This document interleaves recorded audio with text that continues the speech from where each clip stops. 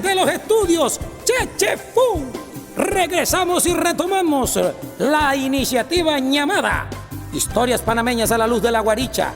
En esta oportunidad, La Puerta de Arriba, novela ganadora en el 2016 de la categoría novela del premio más importante en la literatura panameña, Ricardo Miró, Rogelio Guerra Ávila, el escritor. Iniciamos.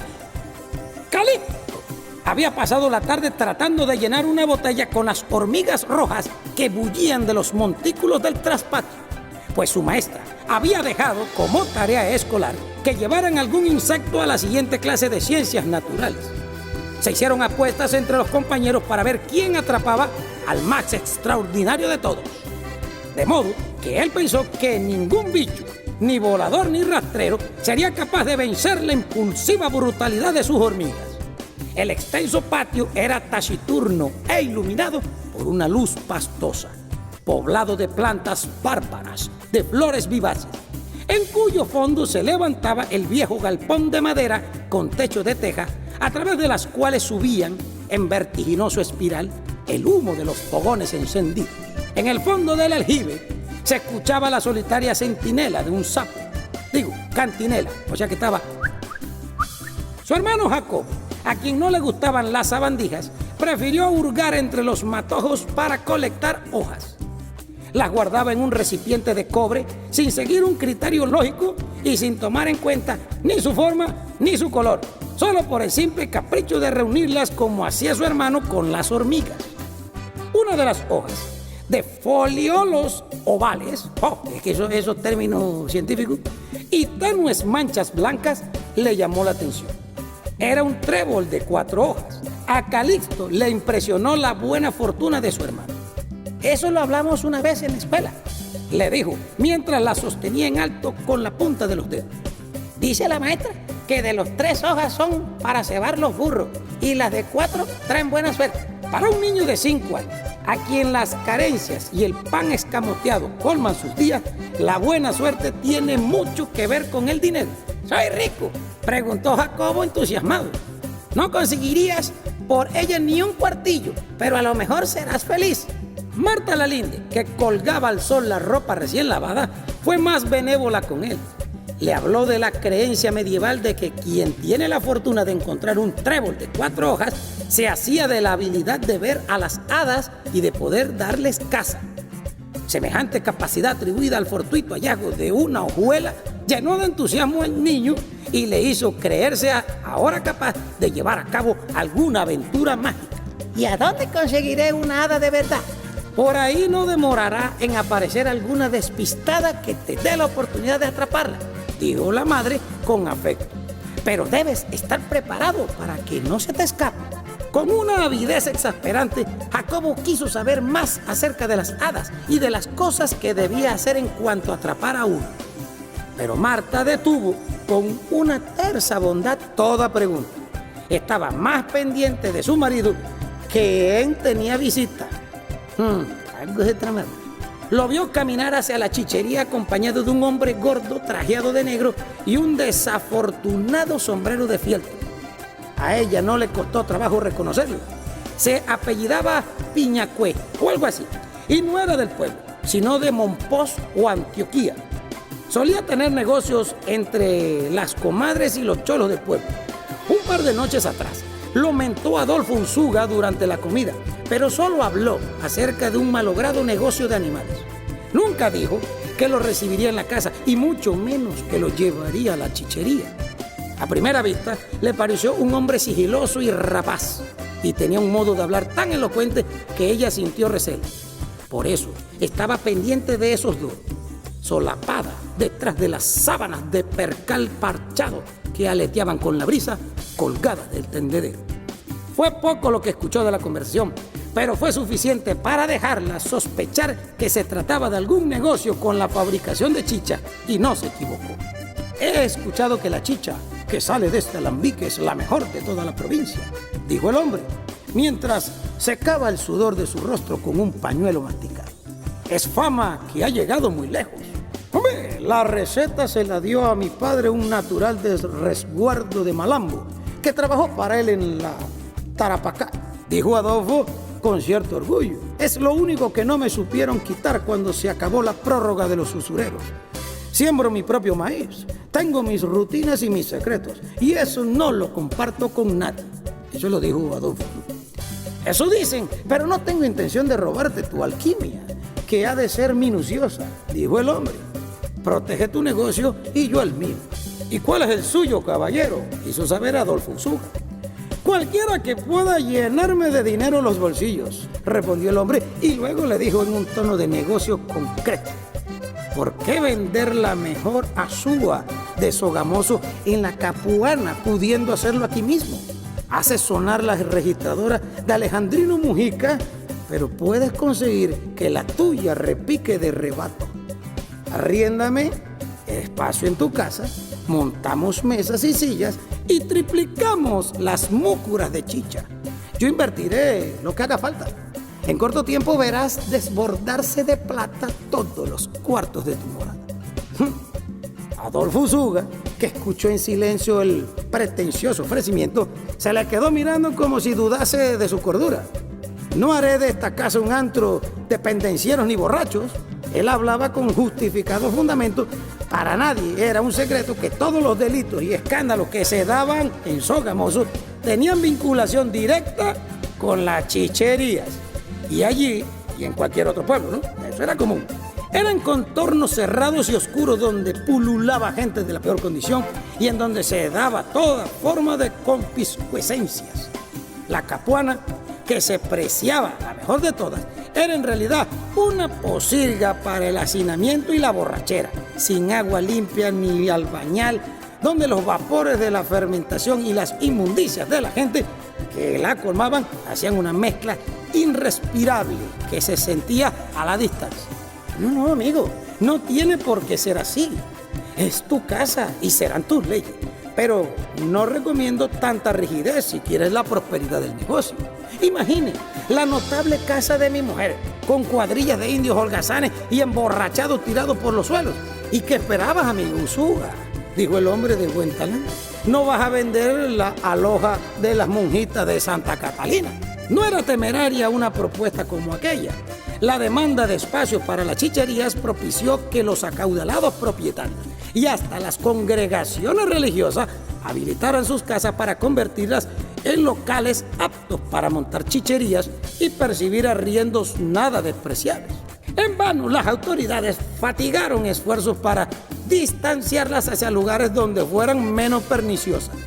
Había expendios de chicha en las plazas principales, en los barrios de la periferia y muy especialmente próximos a los mercados a donde concurrían los ciudadanos en una especie de submundo pagano. El solar de la inveterada Casa Guate, es tan apacible suburbio, apuntalaría una gloria sin precedentes. El hombre se ofreció para gestionar la licencia, pagar la contribución de ley y adelantar el dinero de la inversión. He hecho ya los cálculos. Y le dijo finalmente mientras le daba una palmada amable en el hombro y caminaba hacia la salida: este solar dará a tu casa y a tu familia prosperidad, abundancia y a mí también, por supuesto. Adolfo Usuga no anticipó una respuesta a la proposición y le hizo un gesto vago de despedida. Marta Lalinde, ahora con el bebé en los brazos, ni siquiera respondió al ademán que el hombre hizo con el sombrero al pasar a su lado. Luego le dijo a su marido con cierta severidad: mal de mi agrado es ver aquí ese personaje. ¿Qué quería del alambique? Adolfo Usuga no le contó enseguida. Se lo contó en la noche después de ejecutar con ella un amor desmirriado que menos tenía de afecto que de compromiso. Marta Lalinde se puso casi en el acto recitándole uno a uno los mismos argumentos que él ya suponía. Su principal razón: los niños. No le parecía el ambiente apropiado para criarlos, por el inconveniente de la insalubridad que consigo traen las muchedumbres y las otras cosas que no quiso mencionar. No necesitamos una desproporción tan aberrante en nuestra casa, le dijo Marta, mientras se abotonaba el camisón de moda polaca y se sentaba a peinarse frente al espejo. Con lo que hacemos es más que suficiente para vivir con dignidad. ¿Entiendes digno tener apenas una yunta de vacas flacas en las breñas? ¿O en la mesa solo un caldo de raíces criollas y puré de malanga para los niños? O quizás lo es que me parte el espinazo en la huerta debajo del sol para levantar el maíz con el que alimento a mi familia. Otra cosa merecen mis hijos. Mi familia fue grande en la Tarapacá y yo me encargaré de que eso sea como corresponde. Y lo será aquí, dijo Marta, mientras se colocaba una cinta colorada detrás de las orejas y la ataba encima de la cabeza. Pero no en medio de ese holgamiento de borrachos. Terminó de peinarse y se metió en la cama a rezar sin convicción el rosario. Adolfo Usuga, sentado en el borde y sin volver a vestirse, siguió hablando de frustraciones y resentimientos, con los ojos crecidos y sin hacer gesticulación.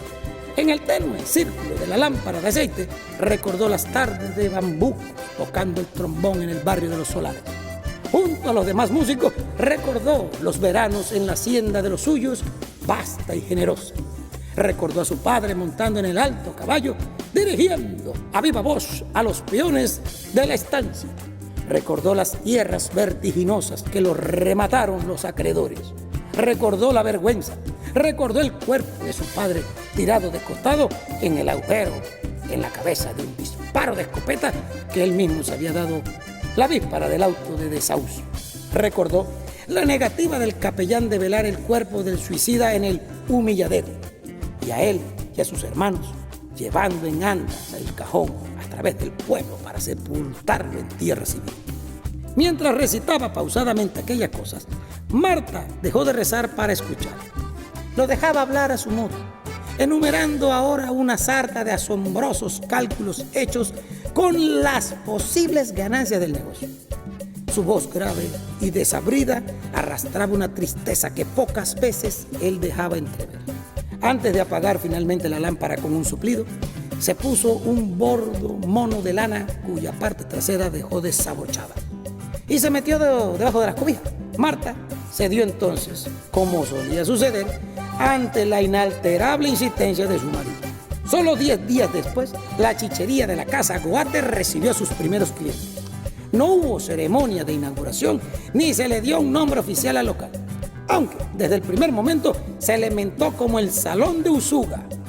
Al principio solía verse no más de 10 asiduos agrupados, de pie junto al mostrador o acomodados en las mesas, vestidos de ruanas y alpargatas, o en su mayoría descalzos. Pero conforme se corrió la voz y trascendió su fama, comenzó a estar más concurrida, y la caterva de bebedores de fin de semana se hizo dueña del traspatio y la caballeriza. La demanda obligó no solo a abrir todos los días y en horario extendido, sino a multiplicar las múcuras de barro con la apetecible bebida. Cheche me ha dado usted, mira. Sí. Llegó gente hasta de la Sierra Nevada y la Guajira, según se supo. Marta Lalinde, quien se arrepintió de su debilidad desde que vio a los primeros clientes atravesar la talanquera del portal, no se dejó hechizar por el embeleco del negocio y se negó ásperamente a participar de cuanto tuviera que ver con él. Le exigió al marido disponer otra entrada en el extremo más alejado de la propiedad para que el gentío no le fueran a pisotear sus flores y para garantizar, además, que se mantuvieran distantes de la casa. Lo que no consiguió de ninguna manera fue prohibir la presencia de las mujeres que solían acompañar a los hombres en las bebendurrías. Un domingo en la tarde, mientras recogía la ropa limpia del tendedero con ayuda de sórceles, apareció un destartalado carretón tirado por bueyes que llegaba a los barquinazos por el camino polvoriento, lleno hasta el tope de parroquianos bulliciosos que se dirigían a la chichería mientras cantaban a voz destemplada una guabina de moda. Una de las últimas en saltar del pescante fue una mujer ramplona que miró divertida a Marta Lalinde y le hizo un saludo florido con los dedos antes de alcanzar a la comparsa. ¿Conoces a esa mujer?, le preguntó a Sórcele, que estaba al lado.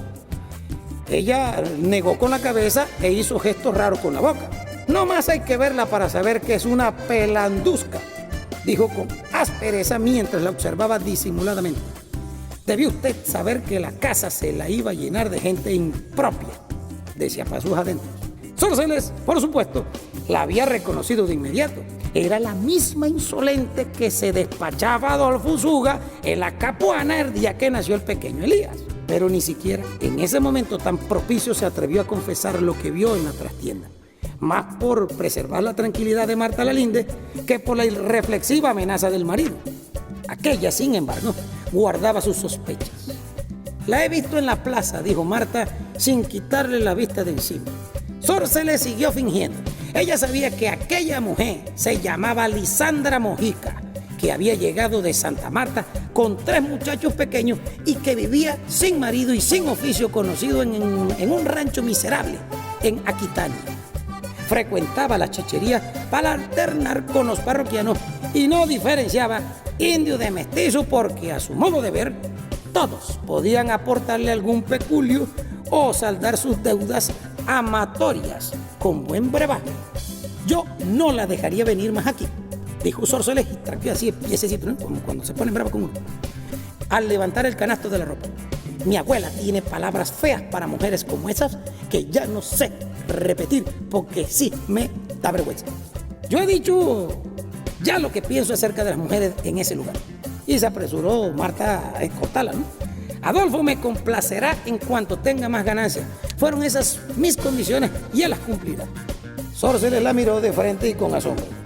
Ay, alma ingenua, murmuró finalmente y entró a la casa. Esa noche, mientras reforzaba los cuellos de las camisas de su marido, Marta Lalinde siguió pensando en aquella dama chabacana y en sus motivos para saludarla con ese talante tan socarrón, sin siquiera conocerla, ¿no? En la distancia se escuchaba casi sorda y huraña la música de quilombo y las risas de los bebedores en las chicherías del Trascati.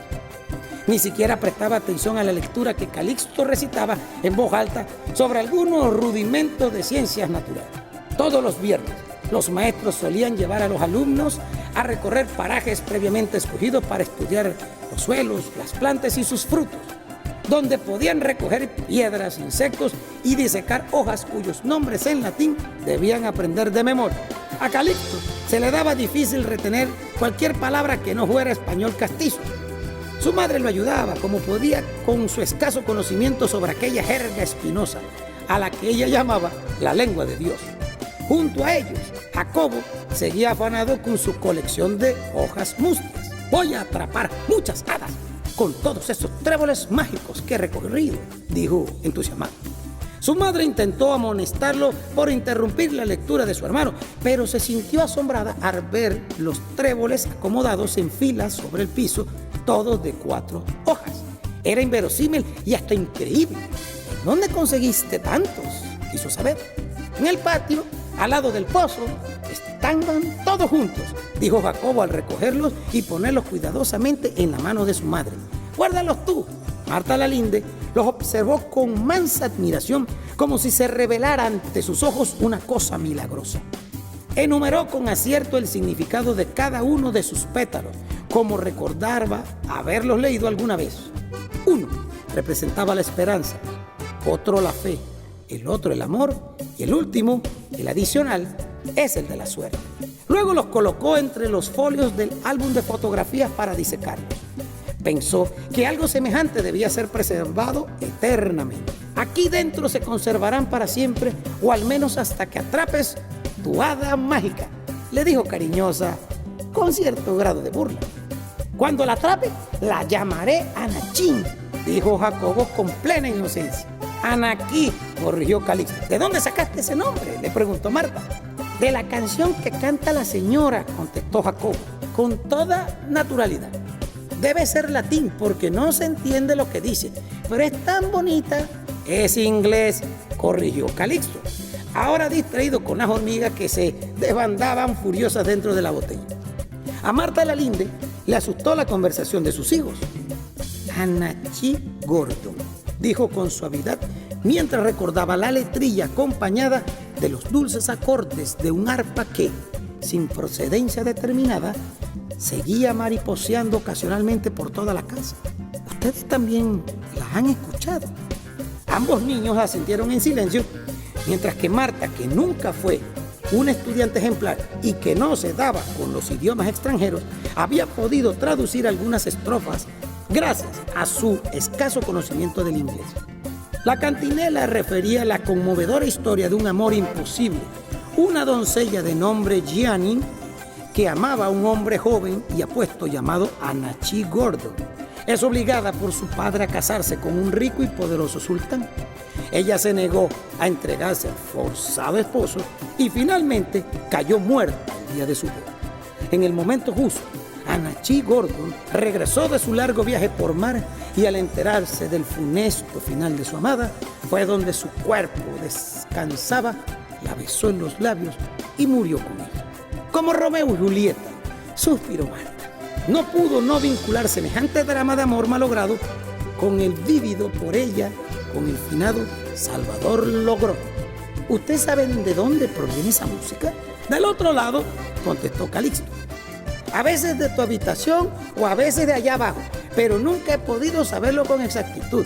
Se mueve tanto del lugar que nunca he podido saber con exactitud de dónde viene en verdad. Era cierto. El sonido venía impreciso y ahogado, como el cuchicheo del viento, tonto colándose por un tejado desenclavado. La casa solía estar callada de día, apenas se percibían los rumores domésticos. De noche, lo único que ahora se escuchaba era el murmullo de la chichería en su apogeo. Por eso no era fácil determinar la procedencia de aquella canción que trepaba cual hechizo por las paredes y que poco a poco se iba perdiendo en dirección de la cocina o hacia los dormitorios o hacia los pasillos hasta apagarse por completo. ¿De qué lado hablas entonces, cariño?, preguntó Marta al descansar la costura sobre su regazo. Es donde hay muchos muebles raros y las ventanas tienen cortinas de grandes flores amarillas y que son mucho más bonitas que las nuestras, dijo Calixto. De allí también vienen las voces y las risas y he visto varias luces brillar como los rayos que caen del cielo cuando hay tormenta, pero sin hacer ruido. ¿Qué luces son esas?, preguntó Marta. No me asustes, alma mía. Las que vi en el salón eran muy intensas, pero no tengas miedo porque no hacen daño, dijo Calixto sin quitar los ojos de sus hormigas. Eran para el bebé. Marta la linda miró al canasto donde su bebé sacudía y chupaba entretenido su sonaja. Calixto hizo una precisión, no para Elías, era para el otro bebé, el del otro lado. No me gusta que hables así, le dijo con algo de incomodidad. Tú me has preguntado, madre, respondió Calixto. ¿Y tú?, dijo Marta al mirar ahora a Jacobo. ¿También has visto las luces? Yo no he visto nada, ni creo en fantasmas, contestó el niño. No, pero si crees en hadas, tontorrón, dijo Calixto algo excrempado. Marta la Linde los reprendió por discutir y quiso volver al tema. Calixto, que solía ser un niño hermético y a veces esquivo, extrañamente parecía con ganas de hablar. Contó que hacía varias noches, sin poder precisar cuántas, se había acostado a dormir, pero en el último minuto decidió bajar a la cocina para beber un último vaso de agua de la tinaja. Nunca fue asustadizo, pero tomaba sus precauciones de noche y con la casa en penumbra. Iba con sus pasos contados cuando vio los primeros fogonazos que iluminaban el salón y escuchó los murmullos y las risas confusas que de ahí provenían.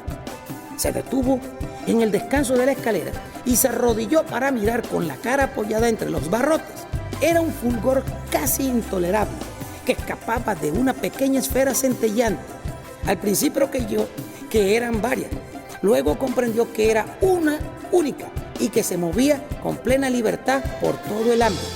Se quedó fascinado, con las manos agarradas de los barrotes y los ojos inmóviles, tratando de entender aquel piseo fantasmal. No sintió el más mínimo temor. Habrán sido cucuyos que con esta humedad se alborotan, justificó la madre. Y lo que escuchaste seguro era jerga de borrachos.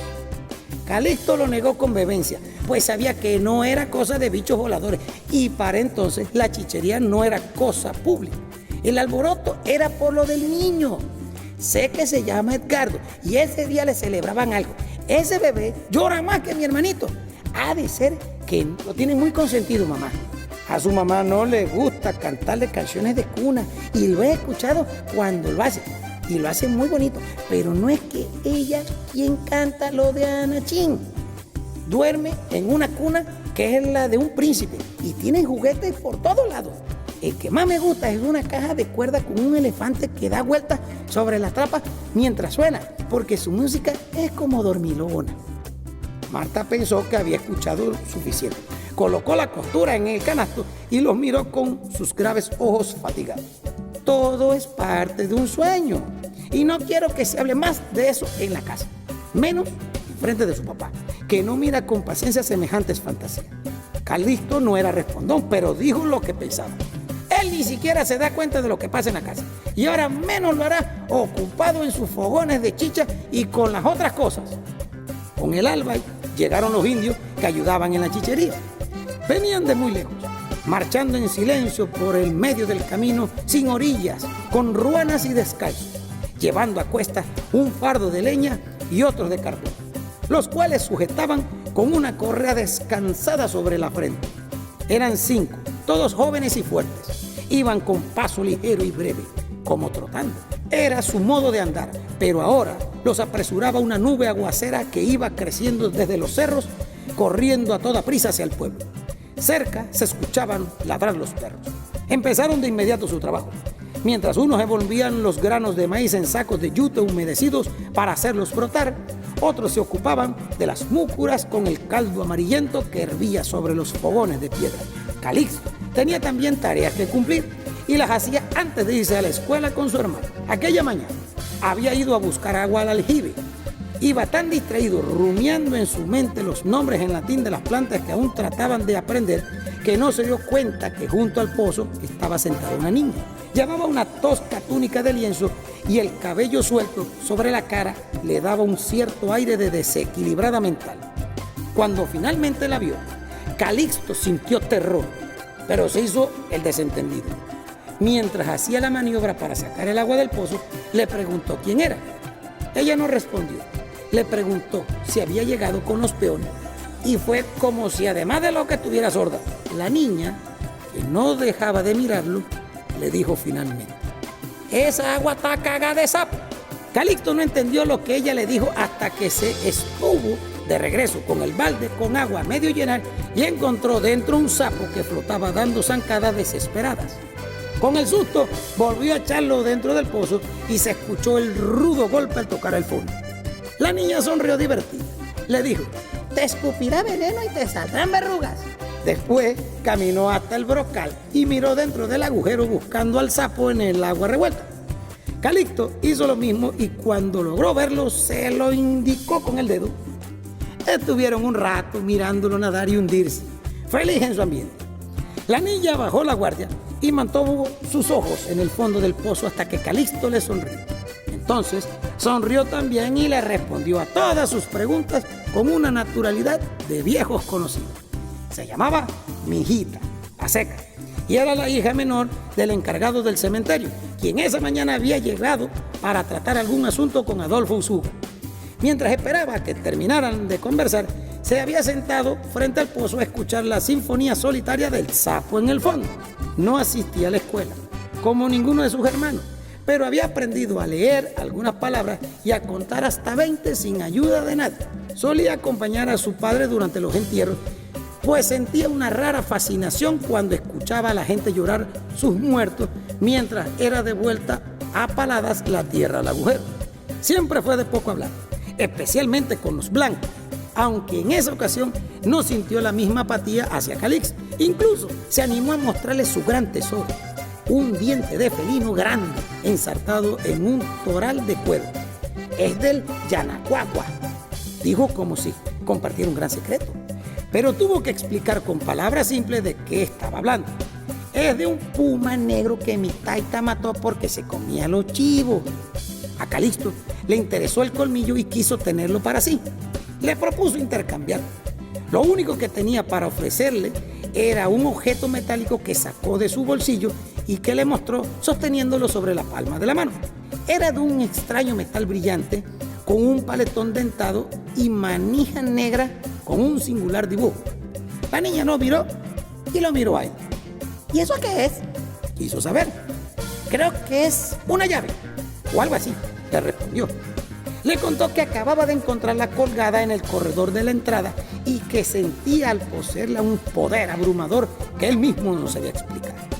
La niña lo escuchó sin ningún asombro mientras miraba atenta el objeto. Finalmente preguntó: ¿y si es una llave, qué es lo que abre? Calixto hizo un gesto vago con los hombros. Tienes que devolverla, le dijo la niña con una clarividencia tenaz. Esa cosa es del diablo. Calixto no tuvo de acuerdo e insistió para que aceptara el canje. Incluso le ofreció su preciada botella llena de hormigas. La niña se negó de una manera terminante y ni siquiera quiso tocar aquel fierro que le parecía fuera de lugar.